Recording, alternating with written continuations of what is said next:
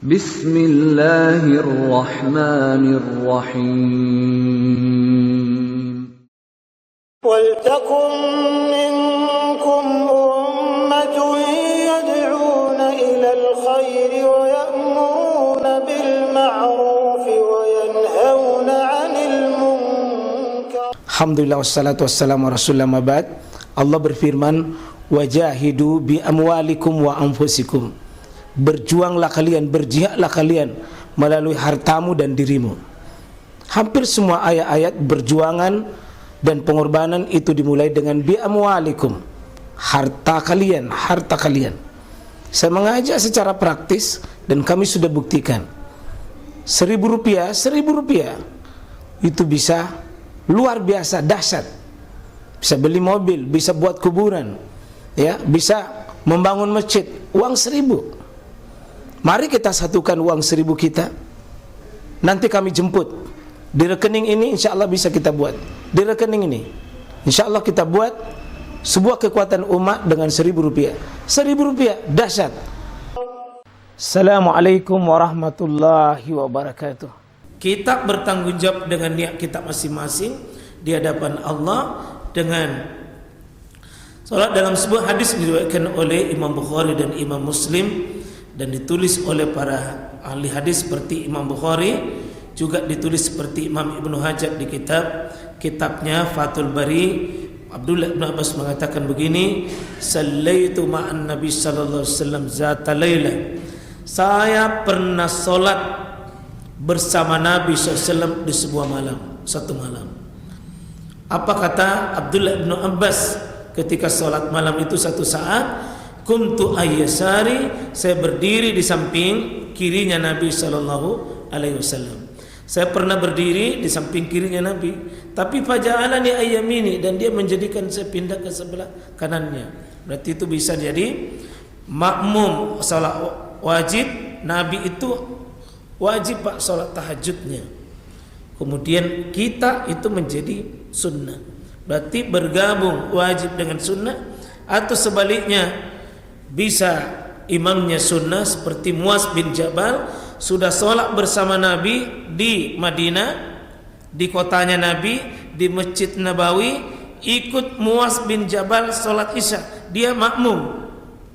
Terus pulang di kampungnya, ternyata Abdullah ibnu Abbas menjadi imam lagi kembali di kampungnya tersebut, ya, di kampungnya itu bisa dia menjadi imam.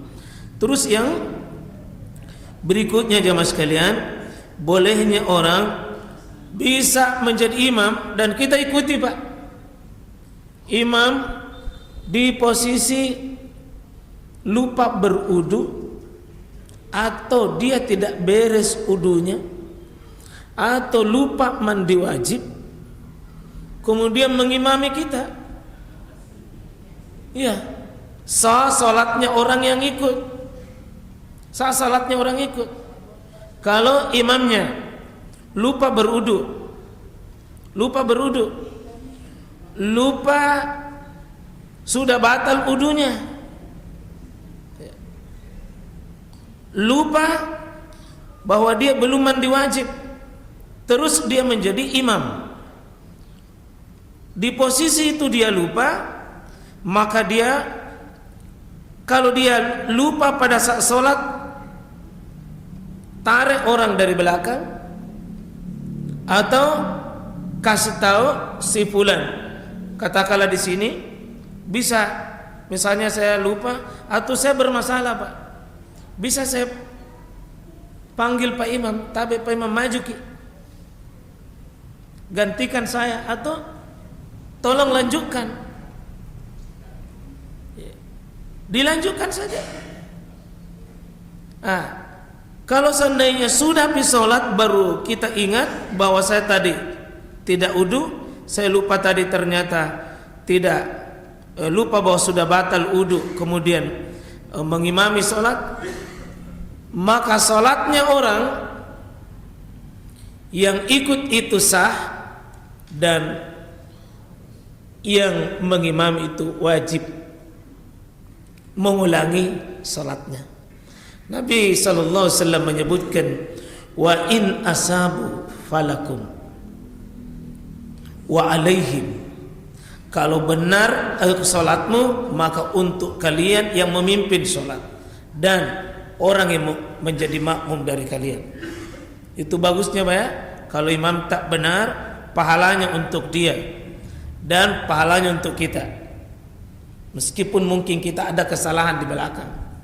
Bagusnya kalau posisi kita berjamaah. Posisi kita berjamaah mungkin banyak kekurangan tak Pak? Ada mungkin kekurangan tak? Tapi kalau ikut berjamaah dengan imam, pahala sholat berjamaahnya kita dapat. Itu hebatnya. Sudah ditanggung oleh imam kita. Itu hebatnya. Karena itu Pak, kalau makmum keliru sampai dia kehilangan sebagian, maka tidak perlu dia sujud sahwi itu makmum. Kenapa? Makmum. Tetapi kalau imamnya yang keliru, maka sebentar itu dia harus melakukan sujud sahwi. Nah, di posisi ini imam itu Pak adalah al-imamu dhamin. Imam itu penganut amanah dan dia menjadi orang yang menanggung kita. Menanggung kita. Karena itu kalau kita berjamaah, imamnya benar, kata Nabi, wa in asabu falakum wa alaihim. Jika Anda benar, pahalanya untukmu dan pahalanya orang ikut. Disinilah bagusnya kita memilih imam yang memenuhi yang terbaik. Ada nanti kriteria-kriterianya, siapa yang paling duluan paling berat jadi imam itu. Kemudian kalau imamnya itu lupa bahwa dia melakukan kesalahan tapi tidak diketahui oleh makmum, tidak dibaca oleh makmum, tidak nampak oleh makmum. Contoh, cara berudunya tidak benar, cara bertaranya tidak benar, istinjanya tidak benar, ada kotoran dalam pakaiannya yang kita tidak tahu. Apa kata Nabi SAW? Adalah wa alaihim. Bukan dosamu, tetapi dosanya imam itu, imam yang menanggung. Maka imam ini kalau sekiranya Pak lupa yang begini, ganti sholatnya. Artinya sudah pakai sholat baru sadar bahwa tadi saya memimpin sholat tapi lupa berudu. Saya pernah terjadi waktu pulang dari Sidrap, saya singgah sholat di Baru. Ternyata perjalanan panjang itu saya lupa bahwa sudah buang angin di atas kendaraan. Saya langsung memimpin sholat maghrib. Di tengah perjalanan sholat baru saya ingat bahwa batal uduku tadi. Saya batalkan Pak. Nah, cuma makmumku itu karena saya musafir, ya saya kasih tahu, bilang lanjutkan sholatmu. Jangan lagi ditanya bilang kenapa, ya lanjut saja. Jangan ditanya bilang kenapa, memang kan? Lanjut saja. Saya pergi ambil air wudu, kemudian ada orang sholat, saya ikut sholat di situ. Tadinya saya jadi imam, tapi saya batal. Saya pergi ambil air wudu. Begitu saya sudah berwudu, ada orang sholat, saya jadi makmum. Pasti itu yang lihat saya tadi. Kenapa imamku di situ? Ada sholat di situ. Nah tadi ada di sama saya. Ya karena posisi saya waktu pertama, saya tidak boleh melanjutkan karena prosesi sholat baru saya sadar. Seandainya sudah habis sholat baru saya ingat, maka tidak sah sholat untuk saya. Tidak sah sholat saya. Kenapa? Kata Nabi SAW bahwa la yakbalu salati ahadikum, sungguh Allah tidak menerima salat seorang dari kalian iza ahdasa hatta yatawadda. Allah sungguh tidak mau menerima salat dari seorang kalian apabila dia berhadas sampai dia memperbaiki, memperbaharui kembali udunya. Nah,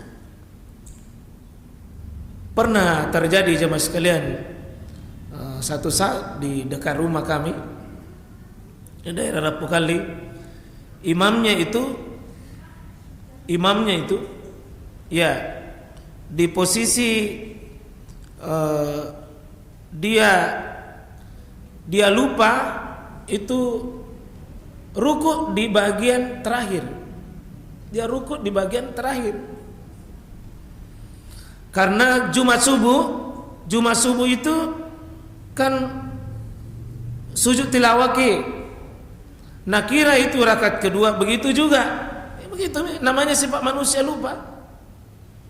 Ternyata di posisi itu dia lupa rukuk juga di bagian terakhir. Maka sesudah itu dia Assalamualaikum kanan, assalamualaikum kiri, berteriak sebagian jamaah. Jamaah bingung. Apa mesti dilakukan kalau begini? Saya mengatakan kita tambah 1 rakaat, karena tadi rakaat kedua itu dihitung tidak ada rakaatnya. Sebagian besar, Pak. Tapi ada jamaah yang sudah pulang, tidak mau pusing yang begitu. Pulang nih. Nah, bilang urus Pak Imam tangguh. Dan pernah di masa Nabi terjadi jamaah sekalian, sholatnya Nabi itu sholat duhur cuma 2 rakaat. Cuma 2 rakaat saja. Waktu Nabi sudah ada rakaat itu, ada di situ Abu Bakar, ada Umar. Tapi fahaba ayyukallima. Itu dua-duanya ini Abu Bakar dengan Umar segan untuk bicara dan menegur Nabi. 2 rakaat saja, Pak. Dan ini jamaah-jamaah yang lain ini nakira mungkin Nabi sengaja kasar. Karena Nabi kan punya otoritas juga dalam mengamalkan agama. Sahabat diam saja. Tapi ada satu jamaah itu, Pak, ya sedikit beranilah dan sedikit cerewet. Berani, dia datangi itu Nabi di rumahnya. Namanya wa yuqalu lahu Zulyadain. Disebutkan dalam hadis Nabi, dipanggil julukannya dengan orang yang punya 2 tangan. Kenapa 2 tangan? Karena kalau kasih begini tangannya, Pak, panjang betul. Zulyadain artinya 2 tangannya kelihatan panjang tangannya itu. Bukan panjang tangan Nabi itu panjang. Dia datangi Nabi sallallahu alaihi wasallam. Itu di rumahnya. Ya Rasulullah, anasita? Apakah engkau tadi lupa? Am taksir, apakah kau meringkas ya Rasulullah tadi? Apakah engkau lupa ya Rasul? Atau memang Nabi sengaja meringkas? Kata Nabi sallallahu alaihi wasallam, la ansa wala aksar. Saya tidak ringkas dan saya tidak ringkas dan saya tidak lupa tadi. Berarti keyakinannya Nabi itu utuh sholatnya 4, tapi faktanya 2 rakaat. Maka Nabi itu keluar, Pak, dari rumahnya, lalu menanya jamaah yang masih tersisa waktu itu.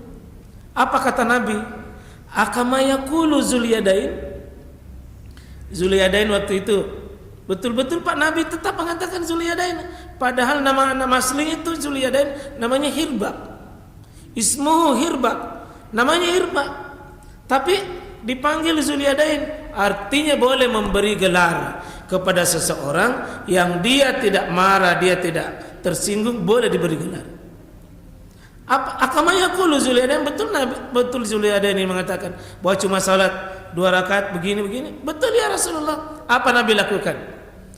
Nabi itu faqat summa qaddam summa sallama tarak. Dia maju, dia melakukan salat yang tersisa dia tambah. Sementara jamaah itu sudah banyak yang pulang. Apa yang terjadi sini, Pak? Bahwa makmum yang tidak tahu kesalahannya imam itu di luar tanggungan. Di luar tanggungan. Jadi jangan kita terlalu curiga sama imam. Jangan terlalu curiga. Itu dirinya menanggung. Jangan kita terlalu curiga. Kita percayakan saja itu imam. Dia bertanggung jawab. Bukan bapak-bapak. Bukan. Jangan mengatakan itu tadi itu imam khusyuk atau tidak. Jangan. Bukan urusan time begitu. Iya. Itu Pak Imam mandi wajib sih, jangan kota. Itu urusan